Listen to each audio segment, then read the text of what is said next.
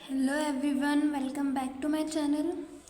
इस वीडियो में हम करेंगे प्रिंसिपल ऑफ होमोजेनिटी।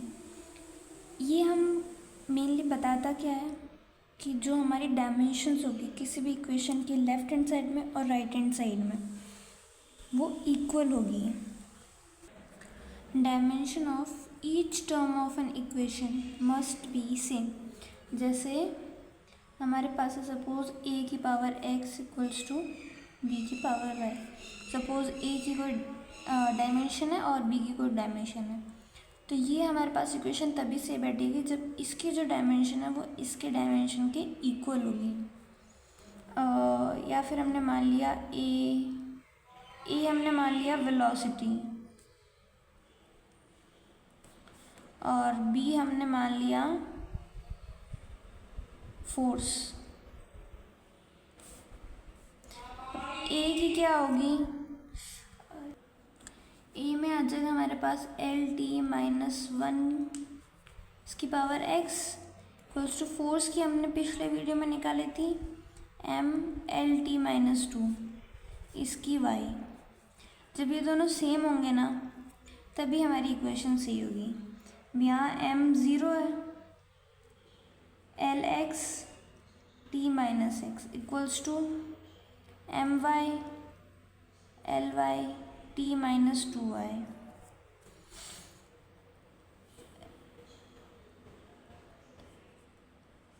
तो जब ये दोनों सेम होंगी ना तभी हम कर पाएंगे। अब ये वेलोसिटी और फोर्स सेम हो नहीं सकते, तो यहाँ पे हमारा ये गलत हो जाएगा। y एक जगह 0 हो गया, y एक जगह x हो गया, y एक जगह -2 x/2 हो गया, तो ये y की 0 ही होगी।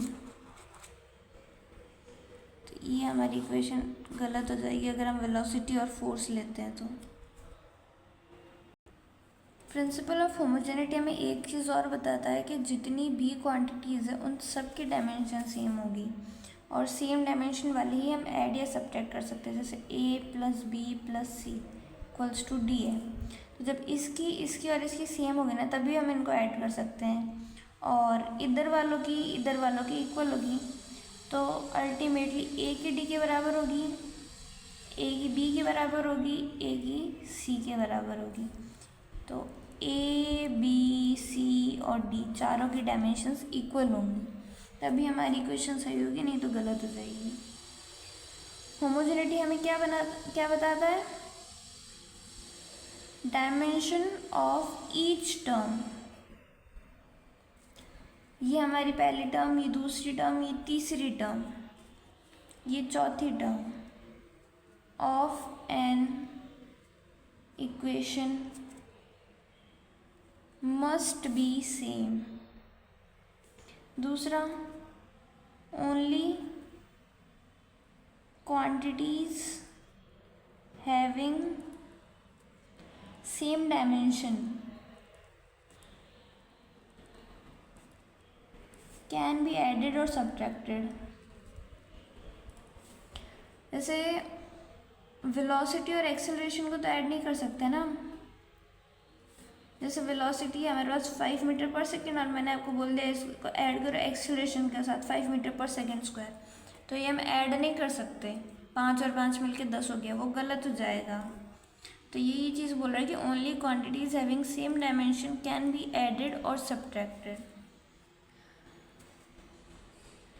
बात आती है मल्टीप्लिकेशन और डिवीजन की, तो यहाँ पे डिफरेंट डायमेंशंस पॉसिबल है। जैसे लेंथ स्क्वायर को हमने किया L³ से, तो ये हमारे पास हो जाएगा L5।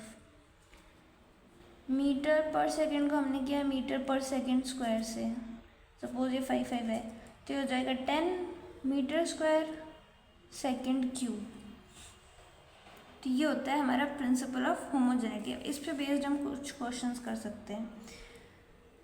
जैसे पहली इक्वेशन हमें दी है v equals to ax + bt। अब आपको बोला है find a and b।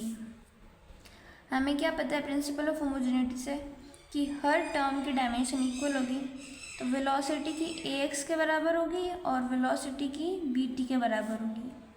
Velocity क्या होता है? LT-1।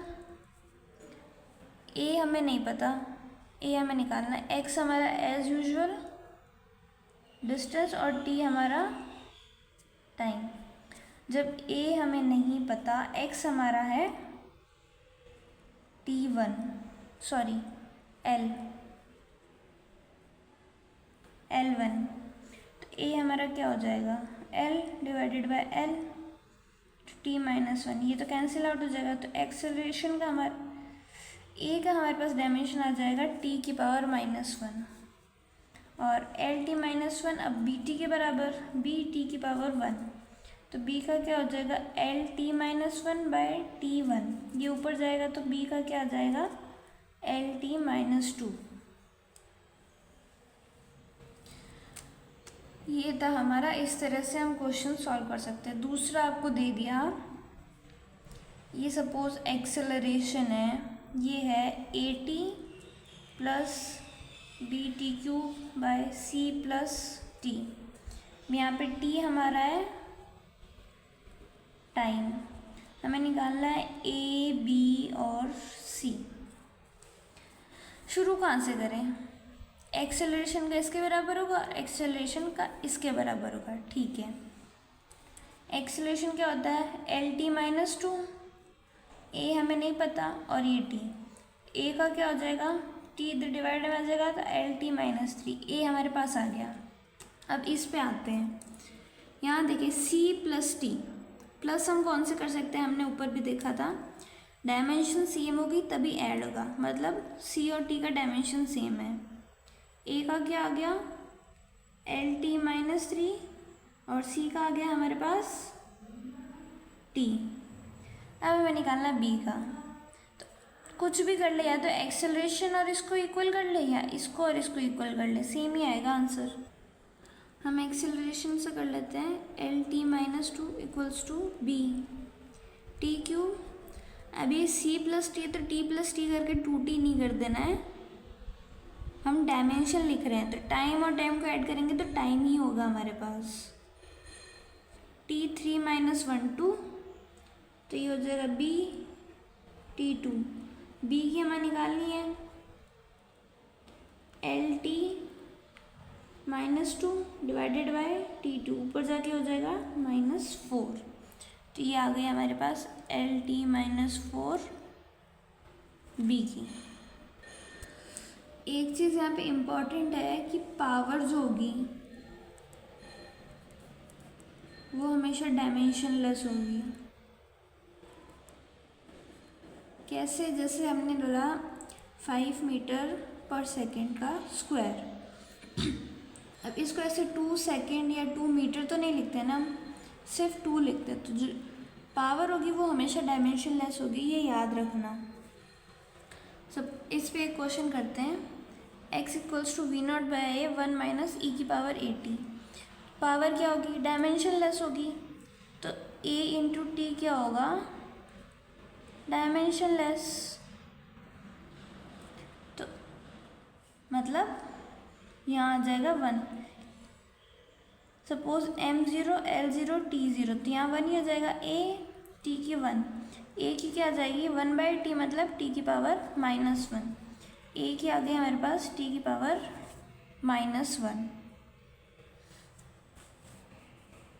और अब मान लेते हैं हमें दिया f = a - a time t/bx। अब देखिए यहाँ पे f की इस पूरे के बराबर होगी, लेकिन उससे पहले a और t सब्ट्रैक्ट हो रहा है, तो a की जो होगी वो हो जाएगी t। f क्या होता है? MLT-2। कुछ डायमेंशन ऐसे हैं जो हमें मुँह ज़ुबानी याद होनी चाहिए, t और t, तो यहाँ आ जाएगा टाइम डिवाइडेड बाय b हमें नहीं पता, x हमारा एज यूजुअल डिस्टेंस l, तो MLT-2 = L-1t/b। b हमें नेगेटिव नहीं चाहिए, ऊपर ले आते हैं, L-1 × t divided by MLT-2, सब ऊपर जाएंगे, साइन चेंज हो जाएंगे। m-1 l-2 t।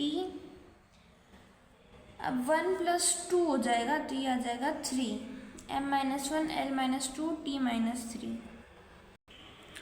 ये कुछ क्वेश्चन से ये आप खुद करेंगे। यहाँ पे आपको a × b निकालना है, तो ये ध्यान रखना क्वेश्चन में पूछा क्या है, सिर्फ a, सिर्फ b या a × b। ये 2 क्वेश्चन है, ये पहले आप खुद ट्राई करें, उसके बाद अगले वीडियो में हम दोनों को सॉल्व करेंगे। Thank you for watching the video. Please like, share and subscribe.